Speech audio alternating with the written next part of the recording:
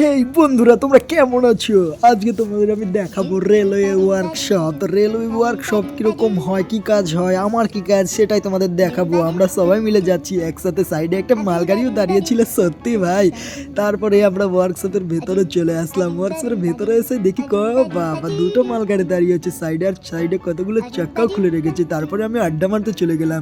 আড্ডা মারতে গেলাম ওয়ার্কশপের পেছনে। দেখো কত কিছু গাদা মারা আছে এখান দিয়ে। বা এই লাইনটা বন্ধ, আর এরাও আড্ডা মারছিল। তারপরে কাজ শুরু করে দিলাম আমি।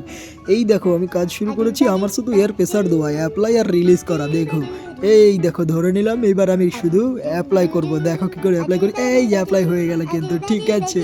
অ্যাপ্লাই হলে পরেই এই দেখো আমি নিচে চলে গেলাম এসিপিটা ঘোরাতে, কারণ ব্রেকটা লেগেছিল ভালোভাবে। তার জন্য আমি এখন খুলে দেবো বলে খুলে দিলাম। এরপরেই আমি চলে গেলাম একটা গাড়ি চালাতে। গাড়ির চাবিটা আমার কাছে হারিয়ে গেছিলো, আমার পকেটেই ছিল, কোথায় যে গেল। তাই একটু গাড়িটা বসে একটু স্টাইল মেরে নিলাম। আর চালাতেও পারবো না। এবার নিচে নেমে গেলাম। সাইডে দিকে একটা কিরকম একটা সাইড মাল গাড়ি দাঁড়িয়ে আছে। তারপরেই আমার কাজ শেষ হয়ে গেল।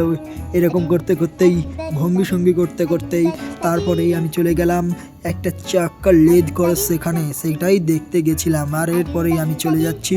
ঠিক আছে বন্ধুরা, এই দেখো আমার জন্য এরা দাঁড়িয়েছিল রেল লাইনের ভেতরে। এই পেছন থেকে ট্রেন চলে আসবে ভাই, তোরা এইভাবে গল্প করিস না।